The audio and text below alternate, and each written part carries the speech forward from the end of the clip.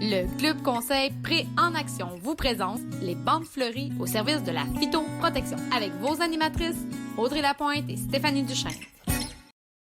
Les bandes fleuries au service de la phytoprotection. L'objectif derrière l'implantation de bandes fleuries, c'est de favoriser l'établissement des insectes auxiliaires indigènes dans notre environnement afin qu'ils puissent nous aider à combattre les ravageurs de nos cultures, ce qui nous permet de diminuer et même d'éliminer l'usage de pesticides. Mais les bandes fleuries, c'est quoi? En fait, c'est un mélange de fleurs qui est adapté, qui va attirer les insectes auxiliaires qu'on désire voir au sein de notre production. Et ils vont être implantés de différentes façons, ce qu'on va voir un petit peu plus tard. Pour faire une bonne sélection de fleurs, il faut savoir un petit peu reconnaître c'est qui nos auxiliaires. On a d'abord deux grandes catégories. On a les prédateurs. Les prédateurs, eux, vont se nourrir des ravageurs.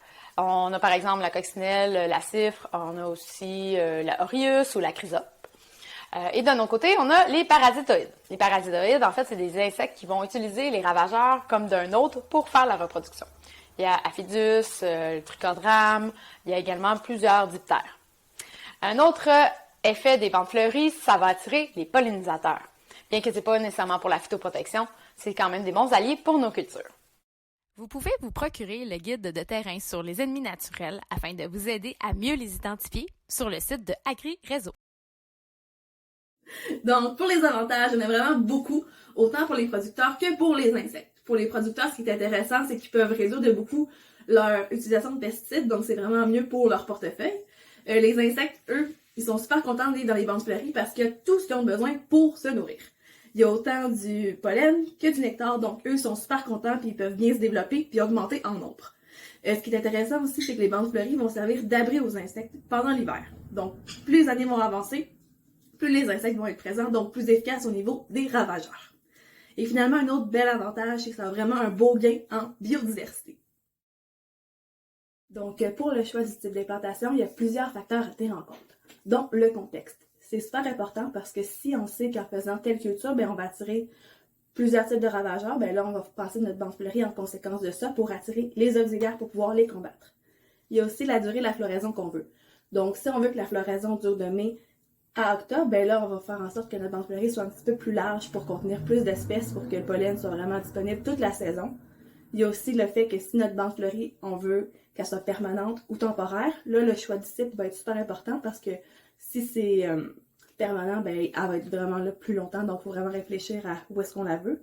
Et il y a aussi le budget. Donc, pour le type d'implantation, il y en a vraiment beaucoup, mais on va vous parler des 4 principaux. Il y a en bande riveraine, c'est souvent les gens, ils vont pas vouloir perdre plus d'espace de culture, donc ils vont mettre la bande fleurie dans la bande riveraine. Donc c'est super la fun, comme ça donne accès à des subventions de plus. Il y a interchamp, c'est vraiment comme du intercalaire, dans le fond, on va faire 4 ans de culture, une bande fleurie, 4 ans de culture, une bande fleurie. Il y a aussi les hedgerows, dans le fond, c'est toutes les bandes fleuries qu'on va installer en bordure de champ. Et il y a de couverture. Donc, on vous a aussi ajouté un exemple de combinaison gagnante. Souvent en France et en Suisse, ce qu'ils ont remarqué, c'est que c'est plus efficace de mettre une hedgerow, vraiment en bordure de champ, avec des bandes fleuries entre les rangs de culture. Ça aide vraiment les auxiliaires à se déplacer dans le champ pour être vraiment efficace sur l'ensemble du champ. Sinon, si on mettait pas de bandes fleuries au centre du champ, ils resteraient vraiment juste en bordure parce qu'ils vont se déplacer sur un rayon de 50 à 60 mètres. Donc, on favorise vraiment des bandes fleuries au 100 mètres avec une largeur de 5 à 6 mètres. Donc, pour la sélection des fleurs, j'en ai parlé un petit peu plus tôt, mais c'est super important de connaître notre endroit où est-ce qu'on veut mettre notre bande fleurie, nos objectifs, si on veut couvrir toute la période de floraison ou non, si on veut mettre plus des annuelles, des vivaces, mais le plus important, c'est vraiment de connaître nos auxiliaires. En connaissant leurs préférences d'odeur, de forme de fleurs et même de couleur de fleurs, on peut choisir des fleurs qui vont être plus spécifiques à certaines espèces pour favoriser leur présence. Comme par exemple, on sait que les guêpes parasitoïdes vont vraiment préférer des fleurs en ombelle. Donc, on va vraiment s'assurer d'en mettre dans nos bandes fleuries si c'est des auxiliaires qu'on veut attirer. Il y a aussi les graminées et les plantes abris. Stéphanie va vous en parler plus tard. Mais en gros, ça sert vraiment à aider l'implantation de la bande fleurie et à protéger les fleurs du vent et du soleil. On vous a aussi ajouté un exemple de mélange de semences déjà préfait pour rendre ça un petit peu plus concret. Dans ce cas-ci, c'est le mélange Predator Plus de la compagnie Aiglon Indigo. Ce qui est intéressant, c'est qu'il y a un bel équilibre entre les graminées qui sont en vert dans le graphique, les annuelles qui sont en orange et les vivaces qui sont en blanc. Souvent, les vivaces vont être préférées par les insectes parce que c'est des plantes qui sont habituées de côtoyer dans leur milieu. Donc, ils vont avoir plus de facilité à aller s'y installer. Un autre élément important, c'est la période de floraison. Dans ce cas-ci, en regardant le graphique, on se rend compte que la période de floraison va de mai à septembre grâce aux différentes fleurs qui vont fleurir à différents moments. Donc, c'est parfait pour les bandes fleuries. Donc, une fois qu'on a fait une bonne sélection de fleurs, il va nous rester à faire la planification et la préparation pour notre implantation de la bande fleurie. Donc, au niveau de la planification, on pense d'abord au calendrier des semis. Dans le calendrier des semis, première question qu'on doit se poser, c'est à quel moment c'est le plus important pour moi de le faire mon semis, tout simplement. On a 2 périodes qui sont offertes. Donc, la première est au printemps. Au printemps, l'avantage, c'est qu'on n'aura pas besoin d'irriguer. Par contre, le désavantage, c'est qu'on n'aura peut-être pas l'occasion de le faire au bon moment, puisque nos sols ne seront peut-être pas ressuyés, on ne sera pas capable de rentrer au champ. Pour ce qui est de l'automne, l'avantage, c'est qu'il va y avoir une stratification naturelle. Le désavantage, c'est que ce n'est pas tous les sites qui vont s'y prêter, au sens où on doit avoir un site qui est sans pente et où est-ce qu'on est sûr qu'il n'y a pas de crue des eaux, parce qu'on pourrait bien voir une coupe de semences à la dérive. Par la suite, dans la planification de notre calendrier des semis, il va y avoir tout ce qui est les calculs de quantité de semences. Donc, on va avoir à calculer la quantité de fleurs qu'on a besoin. Aussi, si on veut ajouter des annuelles, on doit calculer un maximum de 15% qui compose notre mélange. Et finalement, on doit calculer la quantité de plantes-abri qui est nécessaire.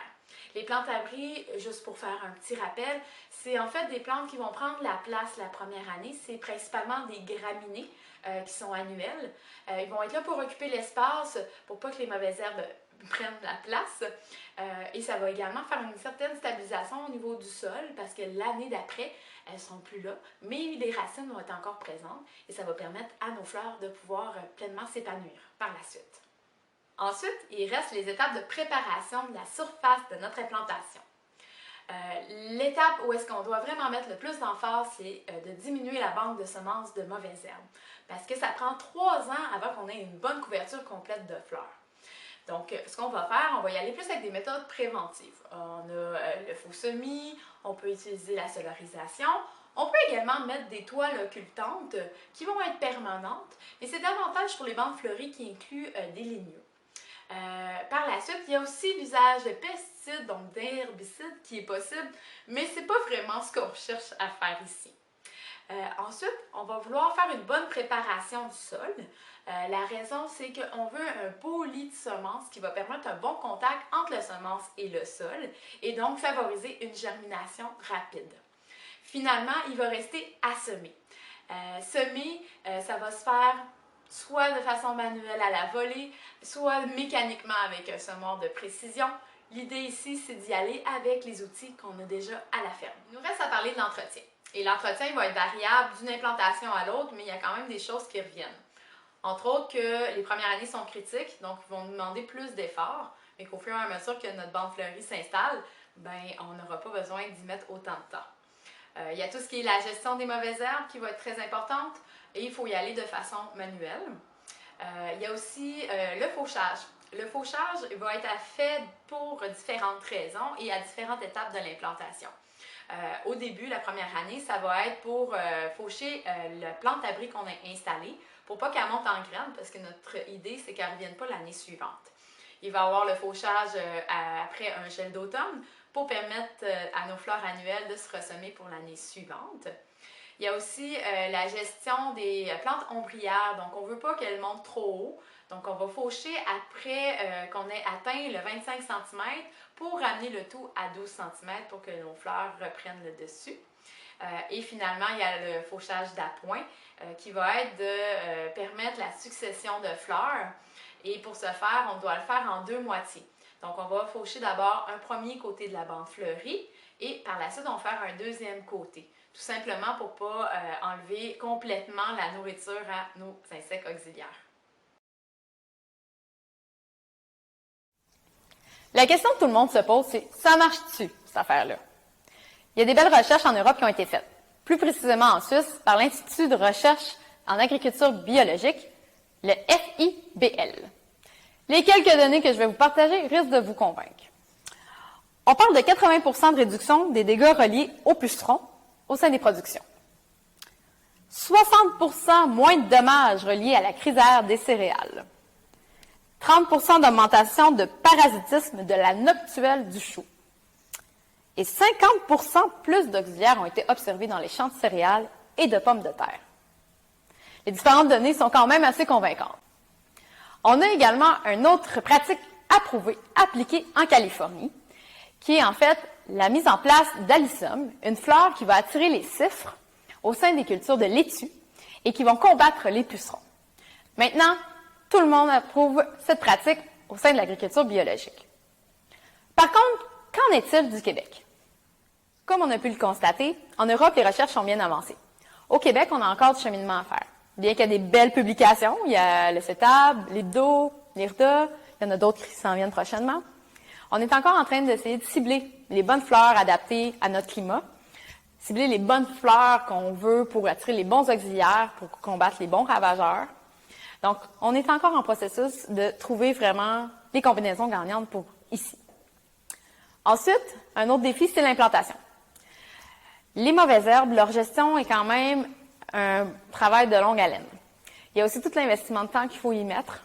Et c'est surtout la patience. Parce que l'effet au niveau de notre culture bénéfique, on ne le verra pas immédiatement. Ça va prendre quelques années. Donc, il faut persévérer. Un autre élément, c'est que les bandes fleuries vont utiliser un espace au détriment d'une production. Donc, on le voit comme une perte de rentabilité. On peut peut-être juste changer notre vision par rapport à ça et se dire qu'on va moins utiliser de pesticides éventuellement, puisqu'on va avoir une belle biodiversité, des beaux auxiliaires présents au sein de nos cultures.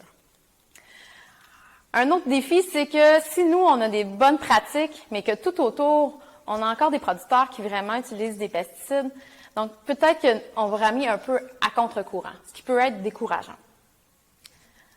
Un petit fait cocasse, les insectes, bien qu'ils sont super attirés par certains ravageurs précis, parfois ils vont se tromper de menu. Donc ils vont aller attaquer un autre insecte alors que nous, on aimerait qu'ils s'attaquent, mettons, aux pucerons. Dernier point, l'investissement. Ça demande quand même un bon coup de portefeuille, finalement, pour faire l'implantation de bandes fleuries. Mais on va voir avec Audrey qu'il y a quand même des solutions. Mais là, la grande question, c'est combien ça va me coûter ce beau projet-là? Les bandes fleuries sont assez dispendieuses. Dans le fond, on a fait beaucoup de recherches, puis on est tombé sur la compagnie Aiglon Indigo, qui est une super belle compagnie qui fait des mélanges de semences pour les bandes riveraines, les haies brise-vent, des champs fleuris, des bandes fleuries. Ils ont vraiment de tout.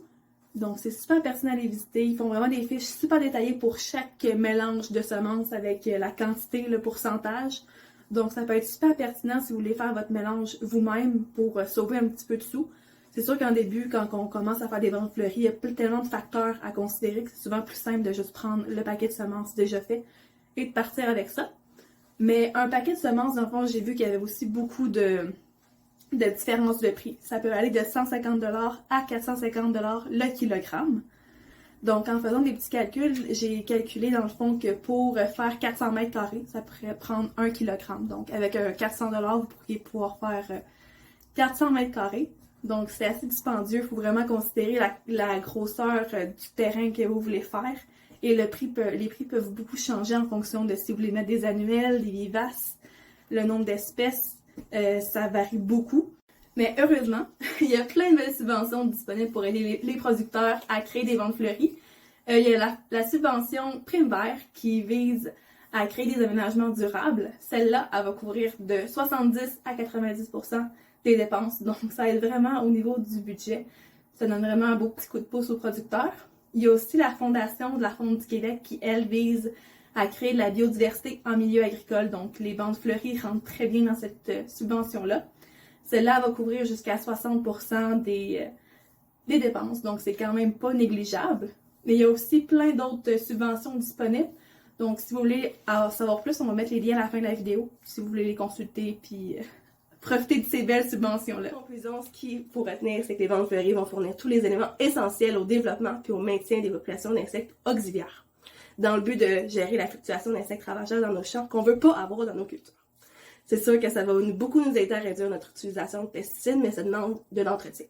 C'est sûr que lors de l'implantation de départ, ça prend beaucoup de temps et d'énergie, mais plus la bande fleurie va prendre de l'âge, plus sa couverture végétale va être grande, donc moins de désherbage à faire puis moins de temps à y mettre. De plus, la bande fleurie va être de plus en plus efficace avec le temps. C'est sûr que ça demande des coûts, Mais avec toutes les belles subventions qu'il y a disponibles, c'est facile d'aller les chercher pour en profiter puis faire plein de beaux tests pour voir ce qui fonctionne le mieux dans notre ferme. Bien sûr, nous, ce qu'on souhaite plus tard, ce serait que les bandes fleuries s'implantent partout au Québec pour que les gens puissent voir l'impact positif sur la biodiversité que ça l'amène, mais aussi pour réduire le nombre de pesticides qu'on utilise et qu'on relâche dans nos cours d'eau. Bien sûr, on pense qu'il y a encore des recherches à faire au niveau des bandes fleuries pour les rendre encore plus efficaces. On pense qu'il y aurait peut-être un avenir avec la permaculture, à voir si on pourrait joindre des pratiques de permaculture avec les bandes fleuries pour rendre ça encore plus attrayant.